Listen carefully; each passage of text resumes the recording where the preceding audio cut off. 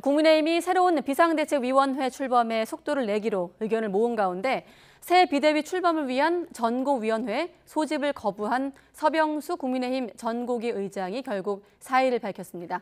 새 비대위 추진과 권성동 비대위원장 직무대행 거취를 놓고 당 내홍이 가라앉지 않고 있습니다.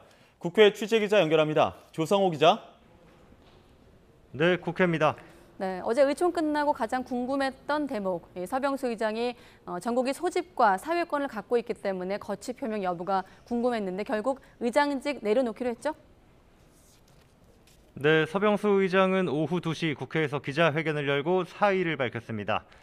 아직 전국이 소집 요구와 관련해서 지도부로부터 아무런 연락이 없었다면서 전국이 의장직과 상임전국이 의장, 전당대회 의장까지 모두 내려놓겠다고 했는데요.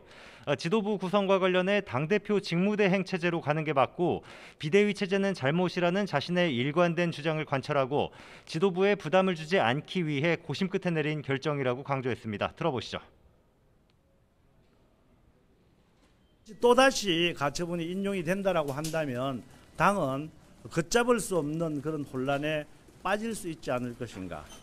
제가 사퇴를 하지 않고서는 당헌 당규에 위배되지 아니하고 이 문제를 지도부가 이끄는 방향으로 이렇게 갈 수 있는 그런 방법을 찾기가 힘들었습니다.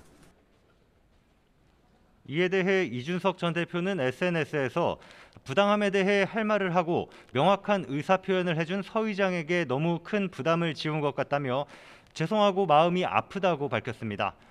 이른바 윤핵관들을 겨냥한 듯 저들의 욕심이 당을 계속 구렁텅이로 몰고 있다며 왜 책임져야 할 자들은 갈수록 광분해서 소리 높이고 소신 있는 사람들은 자리를 떠나야 하느냐고 꼬집었습니다.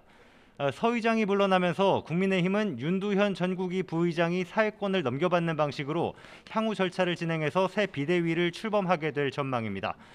권성동 비대위원장 직무대행도 지도부와 윤두현 부의장 등과 대책을 논의하는 것으로 알려졌는데요.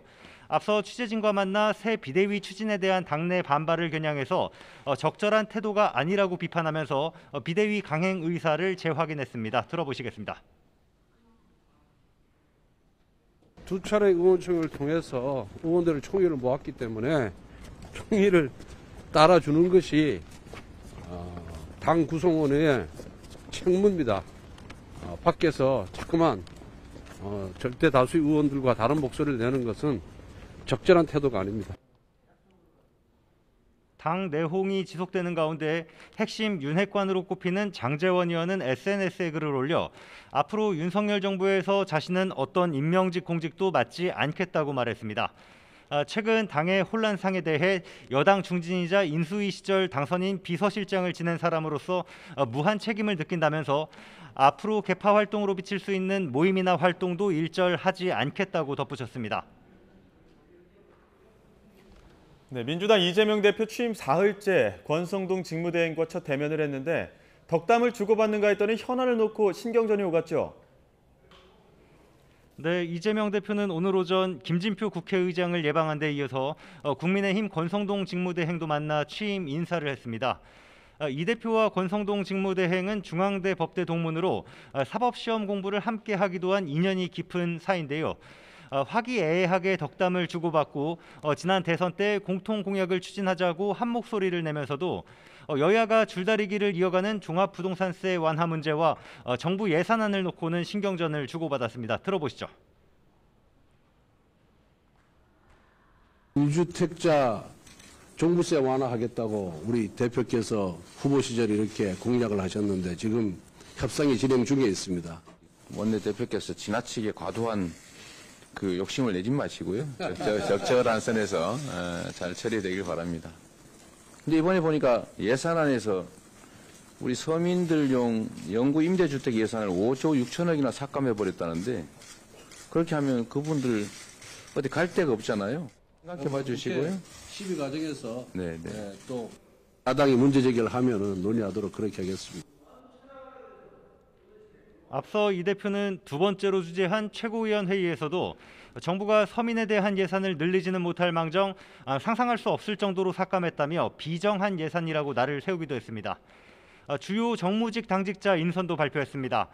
사무총장은 정치 경험이 풍부하고 계파와 상관없이 신망이 높은 5선의 조정식 의원이 맡게 됐고, 정책위 의장은 정책 추진 안정성을 고려해 김성환 현 정책위 의장이 유임됐습니다. 민주당은 정기국회를 앞두고 이재명 대표 체제 첫 의원 워크숍을 진행하고 있는데, 박홍근 원내대표는 여당의 현재 혼란상을 꼬집으면서 정부에 대한 견제를 강조했습니다. 들어보시겠습니다. 집권 여당은 사법부 판결도 무시하고 도로 윤핵관 체제를 꾸리며 혼돈을 지속하고 있습니다. 이번 정기국회는 윤석열 정권의 이런 실정을 끊어내고 그동안 퇴행시킨 국정을 바로잡을 골든타임입니다. 민주당은 의원 워크숍을 통해 윤석열 정부 첫 예산안 심사 방향을 논의하고 주요 입법 과제를 점검해서 21대 후반기 국회에서 추진할 22대 민생 입법 과제를 발표할 예정입니다. 지금까지 국회에서 YTN 조성호입니다.